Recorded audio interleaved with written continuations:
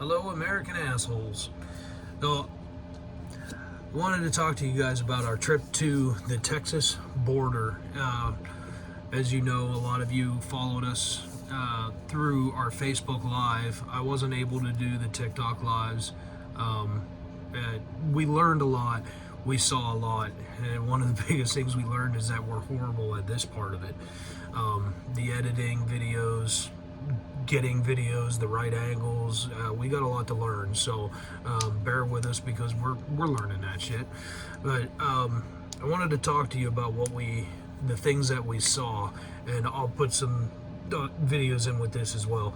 And some of the things, keeping our opinions out of it, is exactly why we went down. We wanted to see what was going on. We wanted to see it for ourselves, form our own opinion, but we also wanted to give you people the opportunity to see it from an unbiased eye just as well. So some of the things that we saw, our first night there in Laredo, I had an incident with a coyote. A very, very small incident, nothing big, but I made a video about it. It's on, and you can check it out. But basically, I was sitting in my truck. I was going over a couple of videos. I was doing some work in my truck, and it was right around midnight, and Josh was sleeping, catching up before we went and did a midnight run to check out the border. But I was sitting in my truck right up against my room, and there was a balcony up here, and there was a guy that walked past me, went up to the balcony. He stood there for a little bit. He watched me. Then he made a phone call. Then he went down, ran past my truck again, went out to a van, and the van fucks off. No big deal. But then he came back through, and I had the feeling that he was paying attention to me, and I noticed that he was paying attention to me because when we got back up onto his balcony, he stood there for a little bit just watching me. And about 20 minutes went by, and I was still working on my computer, and then he made another phone call, and I saw in my rearview mirror the van came back, and a bunch of what I can only assume were illegal immigrants got out, fucked off to a bunch of different rooms. They all just scattered. That's not normal, especially at 12:30 in the 12:30 at night. So Josh came out. We ended up making our ride. I told him about it. We went and checked some things out. We left Laredo, went further south, and we did. We saw a bunch of buses moving what we could only assume were migrants at that time just as well. Now we found out later the following day that they were clearing out Shelby Park where all the governors were supposed to be coming in. Safety reasons, whatever reasons they were doing that's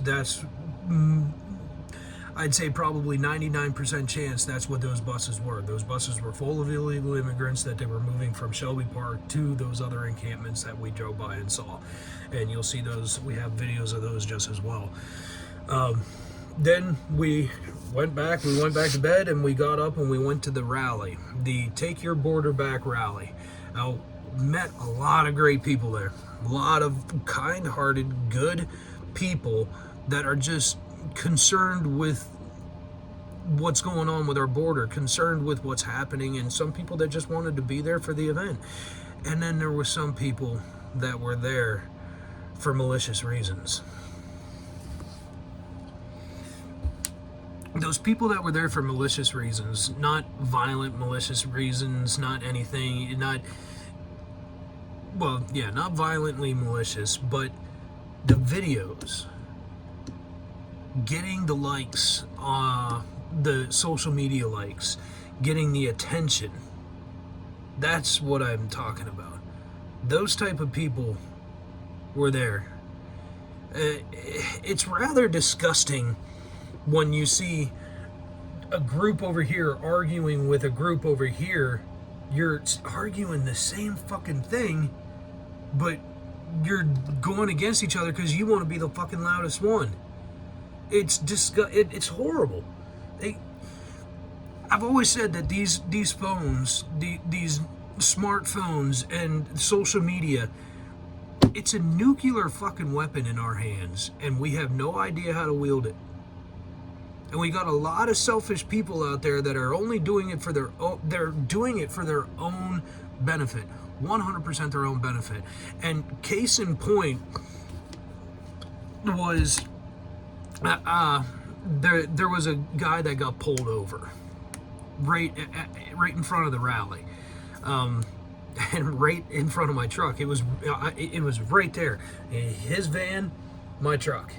So we videotaped the whole thing. We didn't participate in anything. We didn't join in on any part of it like a lot of the other people did. But that's an incident that I really want people to pay attention to, because the videos that I've seen on YouTube and the videos that people are depicting and reviewing on YouTube, they are 100% right about the video. Because the video itself and the way that guy was acting, the guy that got pulled over, makes it look like those sheriffs and those cops were harassing him, targeting him, and treating him like shit. When in reality, you're right about the video, but you're 100% wrong about the situation. And so, I'll put a couple of snippets of my video of the situation in with this to prove my point. But watching those videos, the videos on YouTube that people are reviewing and people are depicting, and I don't want to use their names because, like I said, they're right about the video, but they're wrong about the situation, 100%. And I'd like those people to be able to see and explain to them how they are wrong about the situation, because those cops, those sheriffs were 100% in the right. And that guy, he was doing everything he could to make it look horribly wrong, to make it look like he was targeted, to make it look like he was being harassed when he wasn't. And then the people that surrounded that just as well, they kind of fed into that energy that he was giving out, and they all kind of just turned on the cops to it. Like, you'll see it in some of those videos, these people arguing with the cops. Why are you doing this? Don't you have anything better to fucking do? Well, you guys, you're not taking the whole situation into consideration.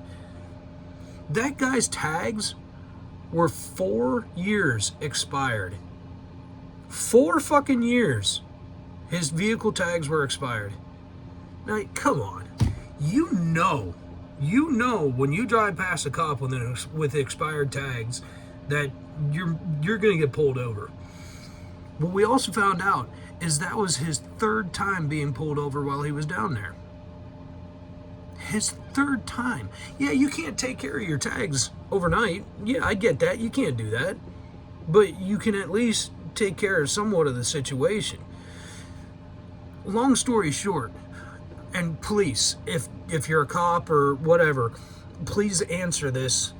When you pull somebody over and you find and their tags are expired, their vehicle is unregistered, blah blah blah, and I also heard, this is hearsay, but I also heard that his license was expired just as well. So in that situation, the police are going to impound your vehicle. But cops, police, if anybody hears this, because my partner that was down there with me, he used to be law enforcement as well as military. You don't have to let a person back into their vehicle. It's actually advised not to let them back in the vehicle once you get them out of the vehicle and you're going to impound the vehicle. They're not allowed back in the vehicle. That's kind of common knowledge. But the cops politely let this man get his possessions out of the vehicle. They were nice about it. They were polite about it. He was flamboyant about it. He was acting. It was all an act for his videos to get clicks and likes. That's all it was, 100%. And when they let him empty his vehicle out, he was being a dick about it. He was being a dick about it, 100% being a dick about it. And police, again, please, officers, if you do see this video, please answer me this question. If you've got a guy, 4 or 5 cops, just handling a situation because the crowd is getting bigger, and then you look over and see a man reach into his car and pull out an AR-15 like this, See? It's not loaded. I don't care who you are. You're gonna get tackled, tased, or shot. That goes without saying. But you don't see that in any of the videos. I got that. I got that on video. So another thing is, when he was emptying his stuff out, and I heard him say, and I'm pretty sure I've got this on video, but I got to do some tweaking to it to get the audio to come up, and I don't really know how to do that. But he was throwing his stuff in the dirt, just throwing his stuff out of his vehicle, making a big fucking scene about it. No goddamn need for that. And the cops were just rolling their eyes like, Jesus Christ, man. Because they deal with it all the time. They deal with pieces of shit like him that are doing this just for a click on a video, just for a like, just for a social media status. That's all it was. So when he's throwing his stuff, and like I said, I'm pretty sure I heard him say, they're making me throw my stuff in the dirt. No, they weren't. No, they fucking weren't, dude. You were doing that. A vehicle pulled up behind him. They allowed I don't know if it was a friend or a concerned or a helpful citizen. Somebody came up with their truck that he was able to put his stuff in. And instead of just picking something out of his vehicle, walking it over to that truck and putting it in that truck, he would take it out of his vehicle and throw it on the ground. It was all an act. It was all a fucking act. And the video, all the videos that I saw end right around that point when the tow truck shows up. Here's the funny part. That wasn't the end of it. The end of it ended with him driving away. He paid the tow truck person because he paid the tow. There was a debt settled. And the tow truck driver pissed off. The cops pissed off. They all left. They didn't tow his fucking vehicle. This man was able to get back in his vehicle, and basically what the cops said was, we've got to go this way and handle this situation, sir. So, your tags are expired. This is the third time that you've been pulled over, but we've got to go handle this. So they let the motherfucker go. But you don't see that in any of the videos. You don't see that because that type of video wouldn't get the clicks and the likes that guy was looking for. So the point about it is, people, come on. I get it. You're right about the way you're judging the situation in the videos that you're getting, but you've got to think further past this. We've got to be smarter than this, because there are those types of pieces of shit out there that are only doing things for clicks and likes. And at the end of it, when I went up and I talked to the guy that got pulled over, I went up and I talked to him, and he said he does this all the time. And he says, you know why I do this all the time? Because I need to see who are they really working for? And then he saw that I was recording him.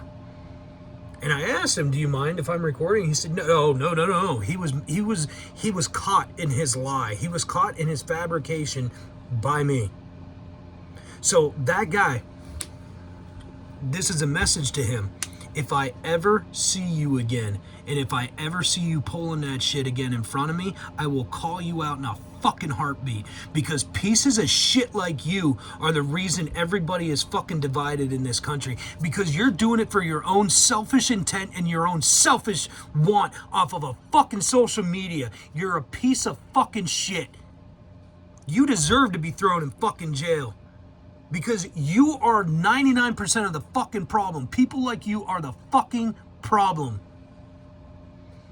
Everybody that depicted that video did judge it the right way. It looked like that, but that was not the situation at all. And that's why I say that these things, these smartphones and this social media is a nuclear weapon that we cannot handle. We don't know how to wield it. So, long story short, don't be so quick to judge a video if you don't see the entire fucking thing from every point of view, because that wasn't it. What you guys are critiquing in that video is 100% wrong. So I hope to God that the people that that I'm talking about judging the video the right way, but the situation the wrong way, I hope to God that you guys see this video so that we can talk, because a lot of you have very, very abundant viewers. You guys have a lot of fucking viewers, and I don't care about having a shit ton of viewers, but you guys do. And you should care about the truth. And the truth of that situation is that guy did everything he could to make those cops look bad, and they did absolutely nothing wrong. They were polite, they were courteous, and they let the motherfucker go in the long run. So, moving on from that. After the rally was done, we had some good interviews with a couple of people, and I told those people before the interview started that I don't want to be political about anything. I'm just here to see what's going on for our own eyes. American Asshole was just here to see what's actually going on. So, still, we had some politically charged questions, but we dealt with them appropriately because we don't want to have any of our opinions or our political viewpoints put into the videos. We want you guys to be able to depict it for yourselves. So, and that's where we learned that we've got to be able to take better videos, more detail in it, so that the misconstruction doesn't happen. I don't even know if that's a fucking word, but it should be, because it sounds good. But either way, we left that, went up to Del Rio. We saw some ladders, very, very well built ladders, drooped over fences into private property. So it was coming across the Mexican border and the Mexico-United States border, and right across the highway, here's a fence, and then there was these very well constructed ladders going up over the fence, and you'll see them right there.